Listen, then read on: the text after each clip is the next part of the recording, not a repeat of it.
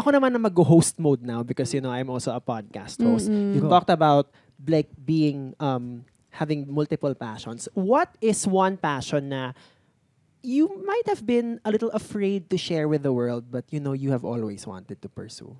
Ooh. Ako, siguro sa singing. I've always wanted to like perform on a bigger stage, kumbaga. Hindi lamang sa online lang, ganun. So parang gusto ko naman matry na excellent ako. Parang pinapanood ako ng mga tao, pinapalakpakan ako, ganun. Ganung levels. Yeah. How about you? Actually, ako, comedy as well. Oh! Actually, Yes. Siya yung comedian of the group. Wala, well, sinusubukan ko siya ng konti. Like, nag-content ako na medyo may skit, ganun. Pero it's something na hindi ko talaga pinursue or naisip na parang maybe I can write. Di ko sinubukan. Or parang, like improv, nanonood ako lagi. And parang interested ako. Pero never ko talaga siya pinursue kasi, I don't know. Take a class. Gusto nga namin mag-improv take a class. eh. If you want to do improv comedy, just take a class now and look for a class tomorrow. If you want to do stand-up comedy, there are open mics happening every week. Like, meron. Like literally kumbaga, you don't have to look far or look hard to be able to like start like that next project. But I guess kaya ako rin ginagawa tong exercise na to. Sabi kasi sa akin, pag nagma-manifest ka daw, kailangan na rin kiniklaim mo sa mundo yung like gusto mong makuha. Kasi 'di ba, parang no, kaya 'yan. So ikaw, apart from mga away sa camera, ano pa ang goal mo sa buhay? Ang goal ko sa buhay na hindi ko pa na-share. Talaga maging entrepreneur.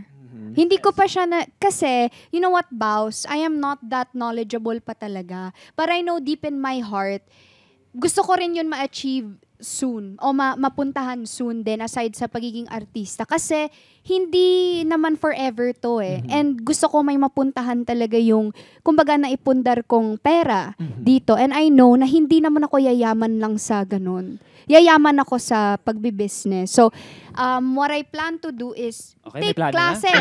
Yan, i-share ko. Yeah. Plano yun na magta-take ako ng business classes, ganun, para may idea ako. And eventually, magsa-start talaga ako. Yeah. So, yun. And, syempre, aside from, kung makakuha ng award as a best actress. Or sumbungan ng bayan. Kasi nangaaway ka sa camera. Actually, yes. The next Tulfo. Very much.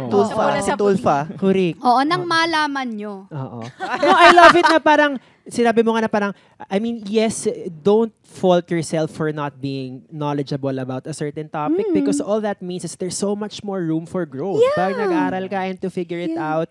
And at the end of the day, life is just about trying to enjoy it. Yeah, you don't know everything pa. And once you tell yourself na you know everything, it's you're doomed. It's boring, You're actually. doomed. It's really boring. Like you don't wanna enter a room feeling like you are the smartest one. Kasi parang, hindi mo na na-enjoy kung ikaw na yung pinakamagaling. Correct. Wala ka nang matututunan. Ang enjoy kaya madami kang matutunan, diba? Like parang you act like you don't know anything but then you just listen to them and you learn a lot of things. It's so fun. How about you, Thea? Ano ang pangarap na gusto nating ibato out there at sabihin sa ating mga constituents?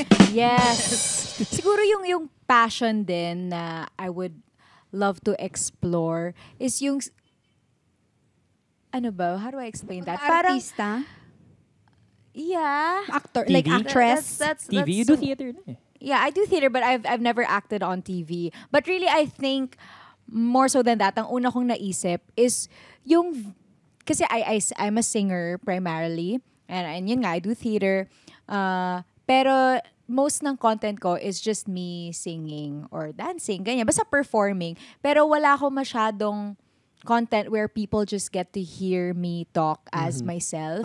So, I think, matagal ko na itong naiisip na, yun nga, yung sakit na, sige, next time na lang kapag, kapag parang mas ready na ako na ipakita yung sarili ko, ganyan. Kasi when you're a performer, you kind of have an alter ego. Parang you're hiding behind your voice, your dance moves, your persona on stage. But it's a different thing when you're speaking as yourself, as just me. Hi, I'm Thea. Ganon. Ikaw na yun eh.